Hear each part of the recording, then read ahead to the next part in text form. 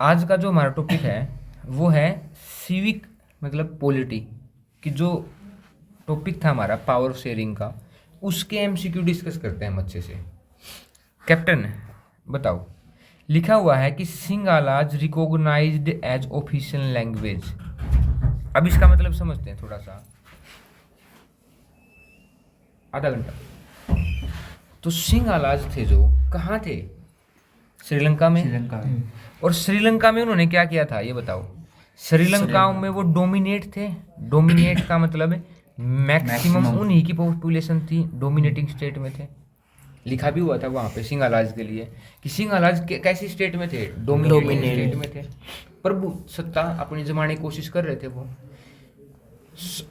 कितने परसेंट थे? मैक्सिमम वही थे, 74% के आसपास थे। उन्होंने क्या किया कि उन्होंने कॉन्स्टिट्यूशन को बदलना स्टार्ट कर दिया और अपनी ये बातें, कौन सी बातें कि हर एक बात कि सारी गवर्नमेंट जॉब भी कौन लगेंगे? सिंगालाज। सारे प्रोफेसर भी कौन होंगे? लैंग्वेज भी कौन सी फॉलो करोगे? कौन सा है इसका आंसर? देखो कौन है? 1956। उन्होंने 1956 में क्या कर दिया था? अपनी लैंग्वेज को ना ऑफिशियल कर दिया था कि भाई सभी हर एक सरकारी जगह, प्राइवेट जगह, सब जगह क्या चलेगी? सिंगालाज लैंग्वेज चलेगी। चलो जी अगले आता है। अब देख समझते हैं हम कि which two language are generally spoken in Belgium. कौन कौन सी लैंग्वेज थी? French and Dutch. ठीक है, फ्रेंच और डच का मतलब थोड़ा समझते हैं। वहां पे कुछ लोग थे जो कम मेजोरिटी में थे, जो क्या बोलते थे? कौन सी लैंग्वेज बोलते थे? फ्रेंच। जो मेजोरिटी में ज्यादा थे, मतलब कम नहीं ज्यादा थे, वो कौन सी बोलते थे? डच। कैपिटल में कौन रहते थे? मतलब वहां पे एक ऐसा मैप था, मैप के अंदर एक कैपिटल थी उनकी, ब्रुसेल्स से। ब्रुसेल्स में मैक्सिमम बोलते थे फ्रेंच। तो सारा कंट्रोल किसके पास था? फ्रेंच लोगों के पास था। सारे देश को वो ही कंट्रोल करते थे। ये चीज क्योंकि सारे देश में लगभग कौन थे? डच बोलने वाले थे। और वो ये बोल रहे थे कि जब हम इतने ज्यादा आदमी हैं, पावर हमारे पास कुछ भी नहीं है, पैसा हमारे पास कुछ भी नहीं, पैसा सारे के सारे कौन लेके बैठे हैं? फ्रेंच आदमी बैठे हैं। तो उनके बीच में वहां पे डिस्प्यूट होना स्टार्ट हो गया था। तो क्या आंसर है इसका? French and Dutch. अब इसने लिखा है कि which language is mainly spoken in the Flemish region. तो फ्लेमिश रीजन कौन सा था? जिसमें वो डच बोलने वाले थे। अगला इसने पूछा कि how many percentage of people in Belgium speak Dutch language. ज्यादा थे वो? ज्यादा कितने थे? 59। ब्रुसेल्स किसी कैपिटल थी? बेल्जियम की। अगला विच ब्रुसेल्स में कौन थे जो फ्रेंच बोलते थे? मतलब कम। देखो अब किसी भी देश की जो कैपिटल, अपनी भी ये समझ के चलो कि ये है दिल्ली, और दिल्ली के आसपास इस साइड है हरियाणा। तो हरियाणा के जो भी डिस्ट्रिक्ट दिल्ली के पास है ना, वो भी सारे क्या हो चुके हैं? रिच हो चुके हैं। और जितना यूपी भी है, वो भी नोएडा जिसको बोलते हैं, वो भी बहुत ज़्यादा रिच हो चुका है। मतलब कैपिटल में कौन होते हैं जो पूरे देश को कंट्रोल करेंगे? तो वहाँ भी कैसा हुआ बेल्जियम जगह पे भी कि जो फ्रेंच बोलते थे वो कैपिटल में थे, वो सारी राजनीति सब कुछ उनके कंट्रोल में था। उनके कंट्रोल में होने की वजह से दद्दू सारी चीजें वही कंट्रोल करते हैं। जिससे जो डच रीजन वाले थे, डच कौन से रीजन में थे? फ्लेमिश। तो जो डच बोलने वाले आदमी थे वो कह रहे थे कि भाई नहीं, हमारी भी पावर चलेगी। और जहाँ इनके बीच में सिविल वार भी हुई थोड़े दिनों तक, लेकिन फिर इन्होंने समझौता कर लिया कि आधी चीजें तुम्हारे पास रख लेंगे, आधी हमारे पास रख लेंगे। अब इसने लिखा है कि which major social group constitute the largest share in the population. बिल्कुल फेमस कौन थे? सबसे ज्यादा कौन थे? सिंगालाज। फिर कौन थे? फिर अपने ये मुस्लिम थे, जो तमिल भी थे। कुछ तमिल वहीं के थे और कुछ कहाँ के थे? इंडिया के तमिल थे। परेशान ज्यादा इंडिया के तमिल हुए थे। अगला which of the following ethnic group in Belgium has the largest.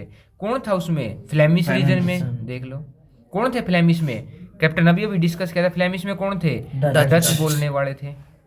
ठीक है, अगला देखो। How many times the constitution of the Belgium was amend. Amend का मतलब होता है कैप्टन सुधार करना, सुधारना। कब से कब तक है? 1970 से लेके 1930 तक है। अब देखो 4 टाइम्स। यहाँ समझने वाली बात क्या थी?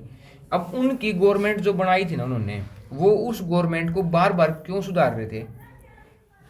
क्यों सुधार रहे थे? ताकि लड़ाई झगड़ा ना हो। जैसे मान के चलो उन्होंने कहा कि बस जिस रीजन में जो आदमी है वो ही अपने रीजन को गवर्न करेंगे, जिसको क्या भी बोलते हैं पावर का डिस्ट्रीब्यूट करना। उन्होंने स्टेट को पावर दे दी कि तुम ही करोगे। फिर उन्होंने एक काम और किया कि जो सेंटर था ना, जहाँ पे कैपिटल थी उनकी, उन्होंने वहां भी किसको परमिशन दे दी? डच को, कि हम आपको दे आदि। आधी राजनीति किसको दे देते हैं? आपको। और ये चीज करने के लिए उन्हें एक बार सुधार नहीं करना पड़ा था, कितनी बार करना पड़ा था? 4 बार। अगला देखो, इसने लिखा कि in which year the Sri Lanka emerged. Emerged का मतलब होता है उभर के आना, निकल के आना, मतलब कैसे? एक इंडिपेंडेंट आजाद कंट्री के तौर पर। तो कब निकल के आया था? 1948।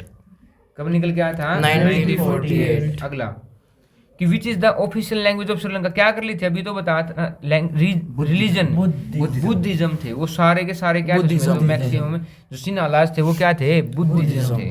अगला द प्रिंसिपल ऑफ मेजोरिटेरियन। देखो समझो, मेजोरिटी का मतलब क्या होता है? मेजोरिटी का मतलब होता है ज्यादा होना किसी का भी।